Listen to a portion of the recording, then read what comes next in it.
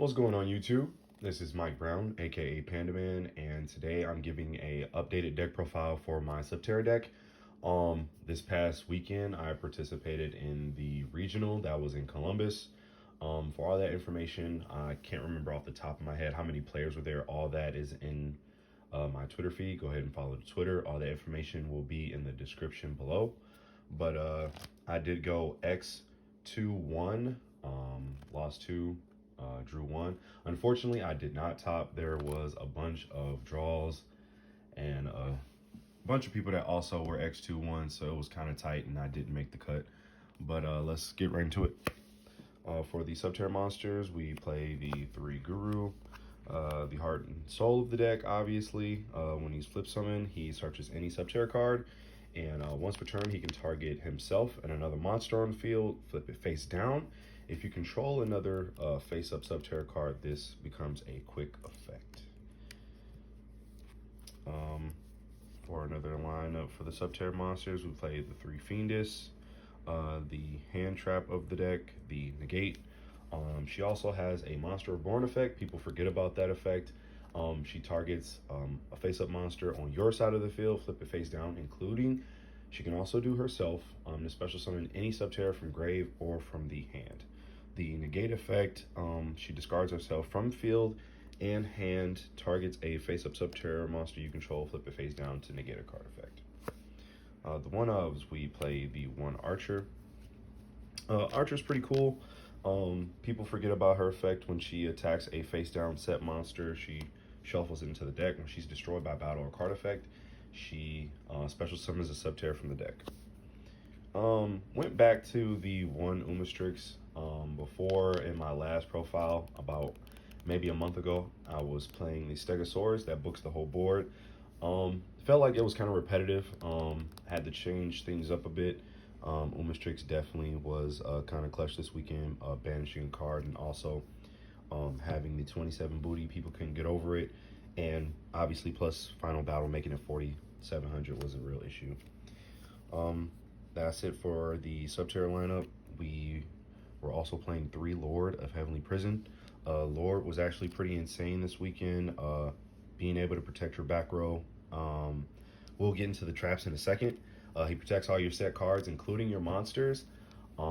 People were also forgetting about that effect, about, it protects all set cards, not just your set back row. And then when you activate a set spell or trap, he sets any spell or trap from the deck. Hand traps. Pretty simple. We play the 3 Ash. Self-explanatory. Ash was pretty good all day versus Branded, ashing the Branded Fusion. And then I also decided to main 3 Droll. Droll was also clutch this past weekend. A lot of people kept picking up their deck and searching. Just like, nope, put it back down. Don't need to touch your stuff. You're fine. For the spells, moving on to the spells. Obviously, we play the 3 Hidden City. Self-explanatory. When it's activated, you search any Subterror monster. You can flip up 1 set Subterror monster you control, flip it face up, and then when your opponent attacks, you can flip a face down Subterror up to negate the attack. It's pretty good. A lot of people were assuming that I was playing something else. They were, very stressed this past weekend, and then I'll go first and go activate the Hidden City, and people got really excited. It was pretty funny. We play the 3 Pot of Extrav. Pot of Extrav was pretty clutch today. Self-explanatory, banishing the extra deck, draw 2, always going for 6. We'll get into the extra deck later. For the 1-ofs, we play the 1 Cave Clash. Cave Clash was pretty awesome this weekend. Getting back your resources is always good. Getting your opponent in a loop where you get them down to top deck mode and you just keep poking in with Guru or whatever Subterror you have on board, because whenever you deal damage, battle damage with any of your Subterror monsters, you target any Subterror card in the grave, add it back to hand. So it's always good getting back your final battle. Always good getting back your Fiendess as well. So you get your opponent in a loop where you negate the first card that they activate or whatever that hinders the board or is a threat to the board. You negate it, and then they have no other plays. You deal damage, add back the Fiendess, and you just keep going, and going. The 1 Terraforming, pretty self-explanatory. Need the City. The 1 Call By, and the 1 Harpies. needed a 40th card, so Harpies was always there. For the traps, we played 3 Karma Cannon. Karma Cannon was pretty much MVP. This card is pretty insane. A lot of people had to read this card. A lot of people had to call rulings for this card.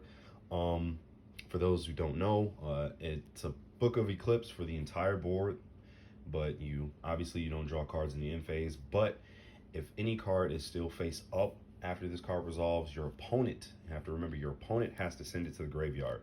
So a lot of people were summoning, Ultimate Falcon, and I was play testing against I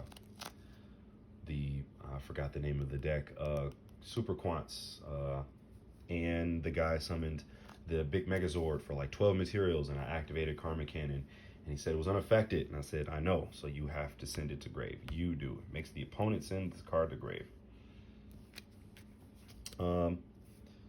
3 Judgment, self-explanatory. Doesn't matter how many life points you have, Judgment's always got your back because it says no. We played the 3 Summon Limit as well in the main. A Floodgate that I felt like, dealt with every deck in the format, as far as Naturia, Runic, Kashtira, Branded, Dark World, etc., etc. Everyone needs to summon more than 2 times in order to get their combo in motion, but I don't, because all we do is set Guru and we're off to the races. The 2 ofs play the 2 Final Battle. I feel like you don't need to play more than 2. I feel like 2 is the right number, because you can always get it back with the Cave Clash. It was always good at 2. I had no issues with it at 2. Play the 2 Punishment. Punishment was just there for extra removal. Self-explanatory. We'll get into the targets when we go into the extra deck. We also were maining 2 Skill Drain. Skill Drain was pretty cool. It was a nice little tech because people forget about the last effect of Final Battle that protects your Subterrors from being negated. And people forget, Skill Drain has that ability where you can still activate. So all you gotta do is just, activate your Subterror monsters effect under Skill Drain. You chain the Final Battle, use the last effect, and your Subterror effect will resolve. And the last trap we were playing, I was testing the 1 Crackdown. Crackdown was pretty good. I played against Flu. I took my opponent's Dark Smorg, and on end phase, I activated Karma Cannon to set the entire board, so I kept the opponent's Dark Smorg. It was pretty funny. It was always good taking my opponent's monsters and using it as my own. Into the extra deck. The extra deck was pretty cool. We played 3 of the Blackluster Soldier. This card was pretty awesome this past weekend. People didn't see it coming. You normally link it off when you either have Umastrix, because it's a level 7, or if you have Lord. People will never see it coming. Didn't play against any Runic players this past weekend. This is basically what I ran it for, because if they don't have the Kaiju, they don't have a way to out this, because it can't be targeted and it can't be destroyed by battle. And you can, when it destroys a monster by battle, either you banish a card, he gains 1500 attack permanently and it stacks, or you can just attack again. Another spicy tech in the extra, we played 3 Relinquish Anima. A lot of people were falling for this card a lot. Even people in the same match, going into games 2 and 3, people forget about this card.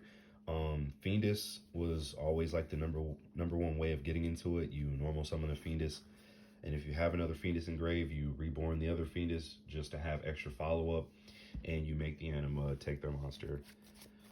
It's pretty cool. Moving on, for the 1-ofs, for the links, we played the 1 Asa. Asa was just there. Really wasn't putting too much thought into the extra deck besides the punishment targets and the Anima and the BLS link. So I just threw it in there just in case.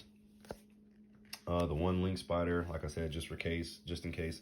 I had a lot of issues with Dino and the token because I can't target anything, but that was pretty much it. And then the 1 Link Karibo, self-explanatory. Now moving on to the punishment targets, we play the main target, which is the 3 Intis. Double pop is always good. Punishment, pop one card, and then new chain, Intis pops another card. For the synchro, I'll play the one Pegasus. Whenever I played against Cash, they always rip this card for some reason. Don't know why, because they banish everything, but they always chose this target. But it was pretty cool. New chain, shuffle a card back. Can't pronounce this card's name, but yep, here you go. Another punishment target for those who need some for Xyz. His effect is when he's sent to grave. So when you send it off punishment, you target a card, negates the effect into the end phase. And then we played the one Paleozoic Link. It was just there. I read the effect, thought it was pretty cool, so I put it at 1. It protects your back row. So when someone lightning storms you and you don't have Lord for whatever reason, you just banish from the grave instead. Never came up, but it was there. Rather be safe than sorry. Now for the side. Self-explanatory. Playing 3 evenly. Thought about maining this card, but I just haven't done enough testing yet. I might end up doing that in the future, but we'll see how the meta goes. We were also playing the 3 Iron Wall. Iron Wall, pretty self-explanatory. Playing against Cash and also Runic. I played against a Flunderies player round 8, and he had an issue with this card. He thought I was siding it purposely for him, but I was like, no, man. I was like, we got too many other cards and archetypes in this game that banish. Speaking of, we still play the 3 Chaos Hunter. Chaos Hunter was a new addition. I had mixed feelings about it, but like I said, Runic is kind of your worst matchup. Always banishing your cards is always a problem, so I felt like Chaos Hunter plus Iron Wall took care of majority of that. Cut down the Kaiju package, just played the 3 Gamma Seal. Didn't really need it a lot this format. Well, not necessarily this format, but this past weekend at the regional, didn't really deal with a lot of people that just had the Kaiju stuff. And then the last 3, this used to be Droll, but like I said, I went to main Droll, so I wanted something else going second. This deck does struggle going second, so I played the 3 Ultimate Slayer. You have all your targets, so it's pretty good going second. And that is it for the Subterror deck profile. Shout out to the Subterror Nation, and shout out to the group that went with me. Shout out to Kemp, shout out to Big Country, shout out to Keenan, shout out to Ray, and shout out to Dexter. And all right, guys, appreciate it.